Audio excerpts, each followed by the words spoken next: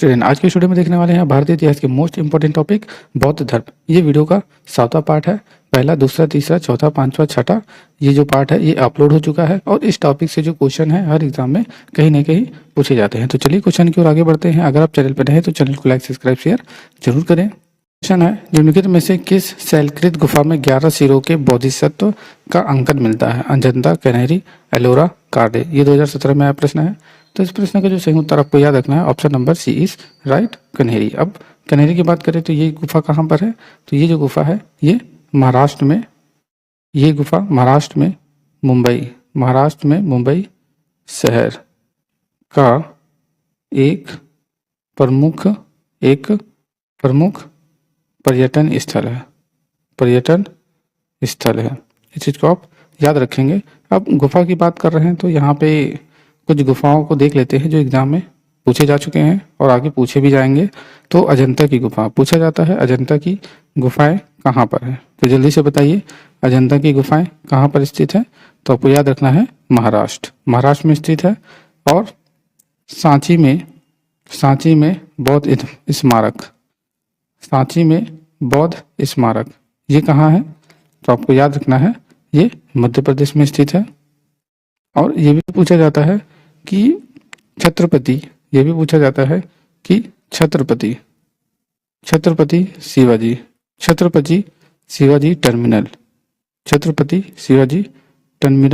Terminus ये कहाँ पर है? ये महाराष्ट्र में है।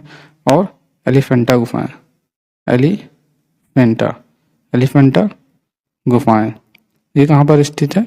आपको याद रखना है ये भी महाराष्ट्र में है। और एलोरा की गुफाएं ये कहाँ पर है? तो ये भी महाराष्ट्र में स्थित है। एलोरा की गुफाएं कहाँ है? ये भी महाराष्ट्र में स्थित है। इस चीज को आप याद रखेंगे, एग्जाम में पूछा जा चुका है ये सब। नेक्स्ट क्वेश्चन की ओर चलते हैं। अगला प्रश्न है, प्रथम शताब्दी ईस्वी में किस भारतीय बौद्ध भिक्षुक को चीन भेजा गया था? असंग, वसुमित्र, अश्वघोष, नागार्जुन।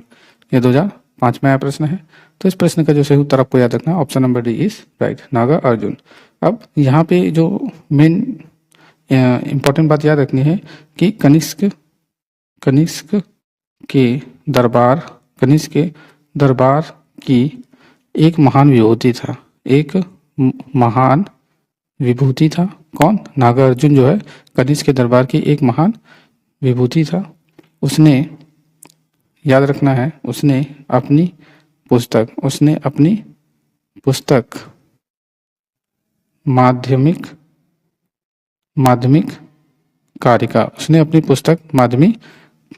कारिका में सापेक्षता सिद्धांत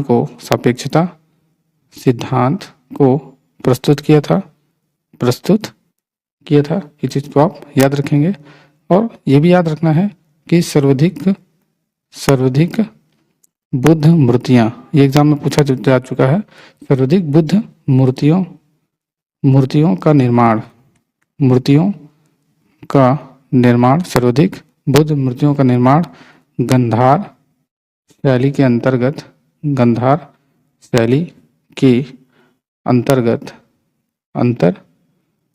ये क्या लिखा जा रहा है यहाँ पर?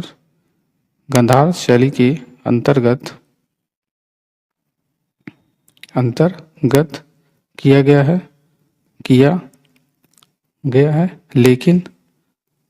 लेकिन बुद्ध की प्रथम मूर्ति संभवतः मथुरा कला के अंतर्गत बनी है।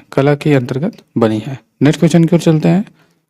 अगला प्रश्न है, शून्यता के सिद्धांत का सर्वप्रथम प्रतिपादन करने वाले बौद्ध दार्शनिक का नाम क्या था? पहला क्वेश्चन है, नागार्जुन, आनंद, नागसेन, अश्वघोष। ये 1998 में आया प्रश्न है। तो इस प्रश्न का जो सही उत्तर है option number A is right, Nagarjuna. अब यहाँ पे जो इंपॉर्टेंट बात याद रखनी है कि माध्यमिक या शून्यवाद मत के प्रवर्तक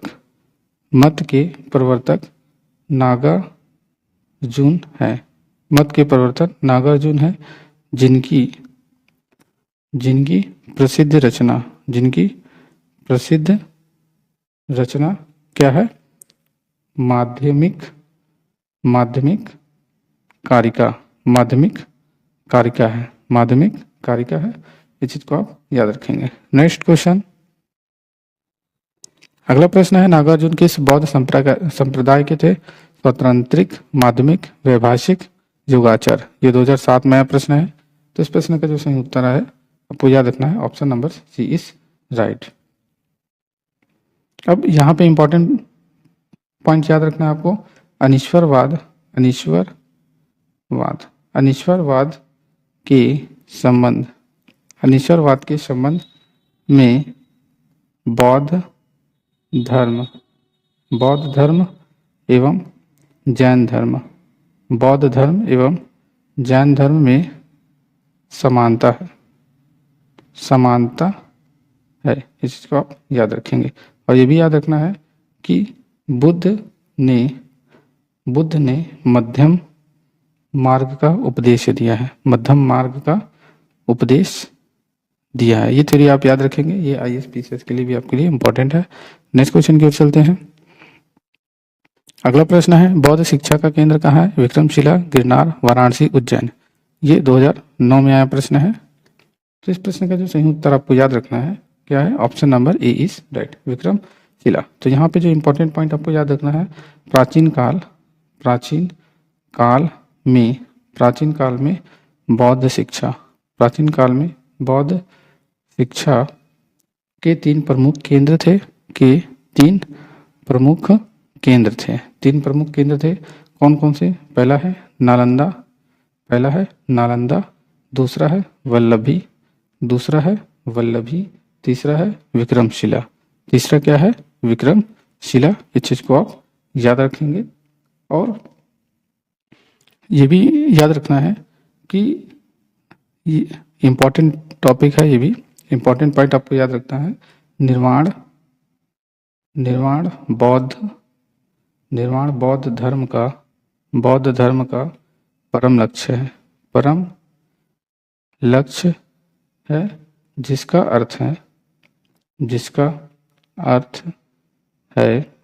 अर्थ है दीपक का बुझ जाना, जिसका अर्थ है दीपक का बुझ जाना। तो इस चीज को आप याद रखेंगे। नेक्स्ट क्वेश्चन, अगला प्रश्न है, वल्लभी विश्वविद्यालय स्थित है बिहार में, बंगाल में, उत्तर प्रदेश में, गुजरात में। ये 2014 में प्रश्न आया है। तो वल्लभी जो है ये कहाँ पर है? तो आपको याद रखना है ये गुजरात में स्थित है। और यहाँ पे इंपॉर्टेंट पॉइंट जो याद रखना है, बुद्ध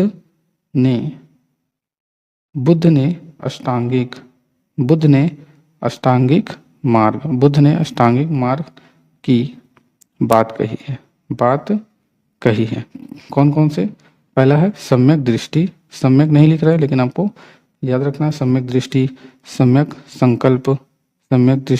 संकल्प और सम्यक वाणी, सम्यक कर्मांत और सम्यक आजीव, सम्यक व्यायाम, सम्यक स्मृति और सम्यक समाधि। ये अष्टांगिक मार्ग हैं बुद्ध के, जो एग्जाम में अक्सर पूछे जाते हैं। अगला प्रश्न है, नालंदा विश्वविद्यालय की स्थापना का युग क्या है? मौर्य युग, गुप्त युग, कुषाण युग, पाल युग। ये 1999 में आया प्रश्न है। तो नालंदा विश्वविद्यालय के स्थापना के समय, उस समय गुप्त वंश का शासन चल रहा था। इस चीज को आप याद रखेंगे। नेक्स्ट क्वेश्चन की ओर चलते हैं। अगला प्रश्न है, नालंदा विश्वविद्यालय के संस्थापक कौन थे? चंद्रगुप्त, विक्रमादित्य, कुमारगुप्त, पुष्पगुप्त, धर्मपाल। ये 2015 का प्रश्न है। तो आपको याद रखना है Kumaragupta, option number B is right. अब यहाँ पे इंपॉर्टेंट टॉपिक याद रखना है कि बौद्धों का सबसे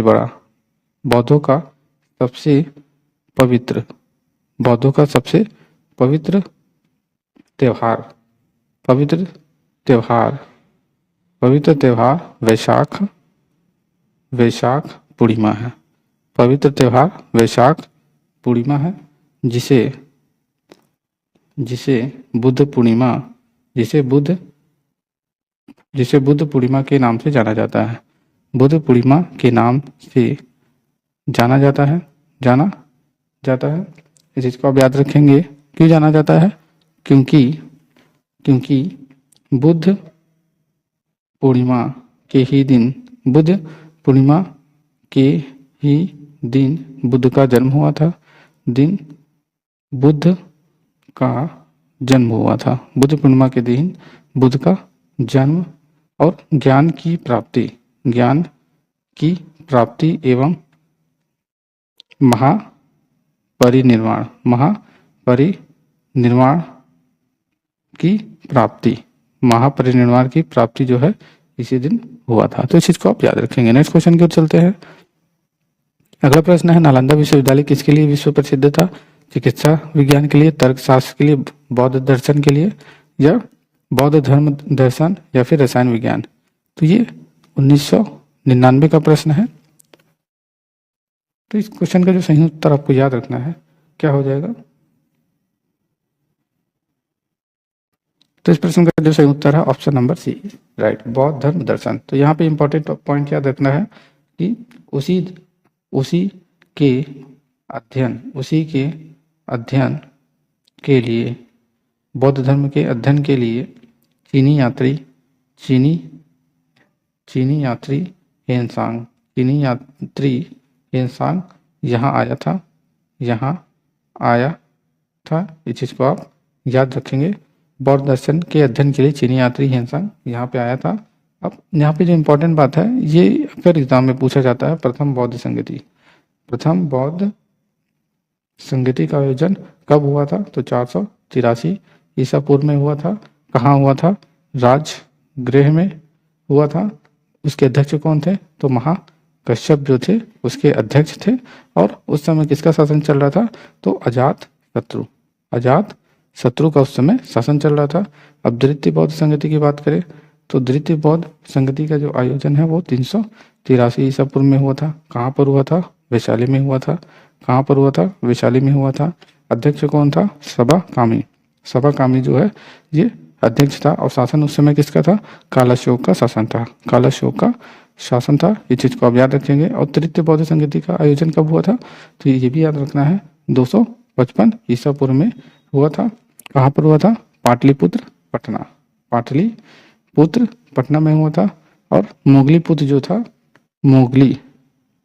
मोगलीपुत्र तीसरा ये अध्यक्ष था। और उस समय जो था वो अशोक का शासन चल रहा था। और ये चौथा बौद्ध संगति भी पूछ लिया जाता है, तो आप भी इसको याद रखेंगे। चतुर्थ बौद्ध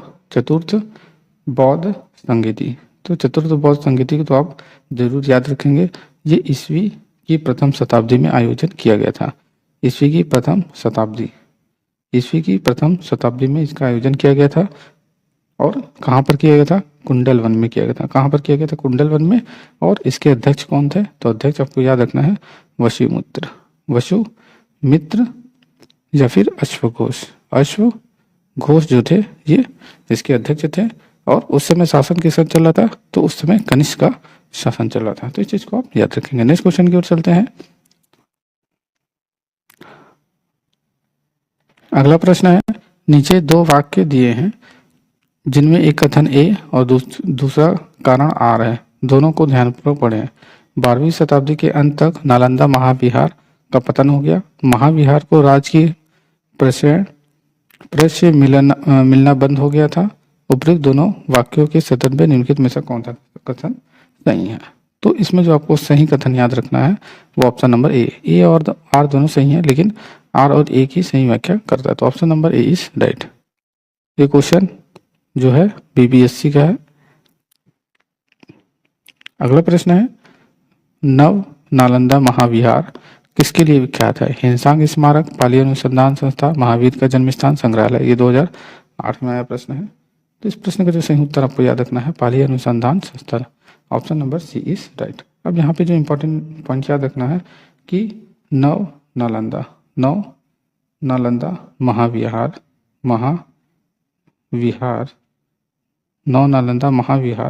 बौद्ध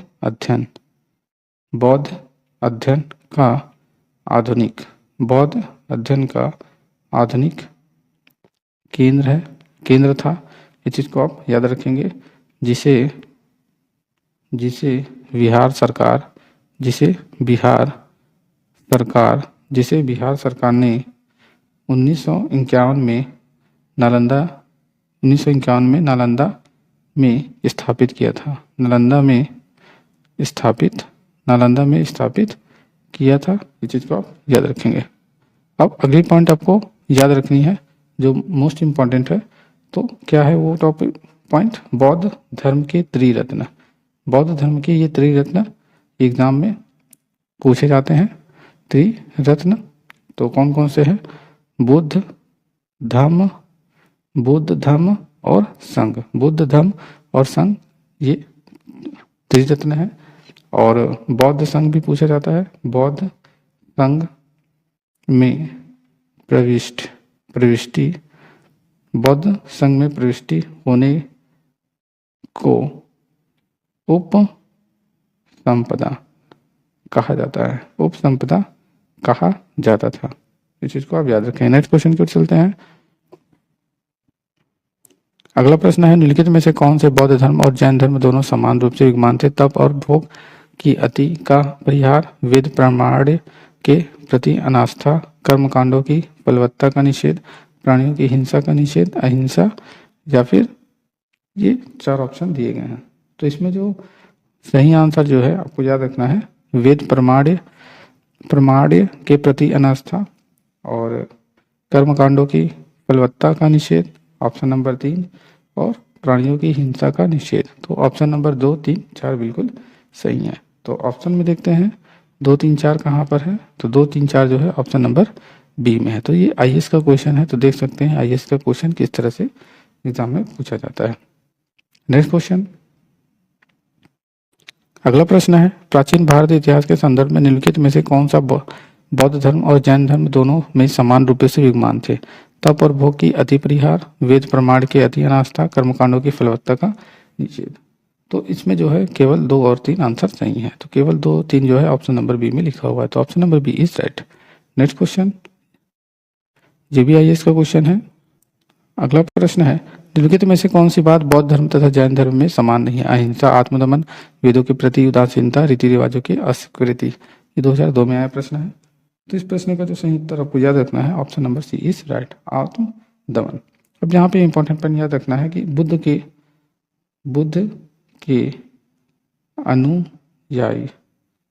के अनुयायी 2 भागों में विभाजित थे। 2 भागों में विभाजित थे। बुद्ध के जो अनुयायी थे वो 2 भागों में विभाजित थे। पहला था भिक्षुक। पहला क्या था? भिक्षुक। भिक्षुक क्या थे? ये क्या थे भिक्षुक? बौद्ध धर्म के प्रचार के लिए जिन्होंने सन्यास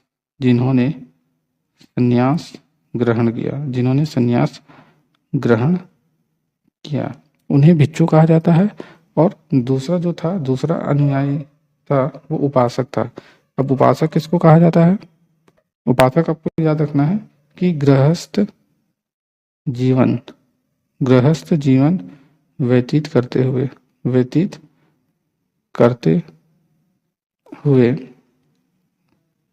बौद्ध धर्म अपनाने वालों को उपासक कहा जाता था। उपासक कहा गया है। नेक्स्ट क्वेश्चन की ओर चलते हैं। अगला प्रश्न है, भगवान बुद्ध ने निम्नलिखित 4 आर्य सत्यों का प्रतिपादन किया है। नीचे दिए गए कूट का प्रयोग करके उन्हें सही क्रम में लिखिए। दुख है, दुख निरोध का मार्ग है, दुख का निरोध है, दुख का कारण है। तो इस प्रश्न का जो सही उत्तर है वो ABCD ऑल है, यानी A B नहीं, यहाँ पे सही क्रम में लिखना है।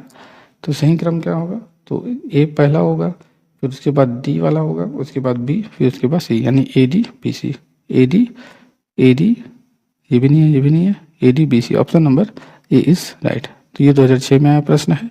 ये वीडियो का लास्ट क्वेश्चन था। अगर आपको वीडियो अच्छा लगा तो चैनल को लाइक, सब्सक्राइब, शेयर जरूर करें। वीडियो देखने के लिए धन्यवाद।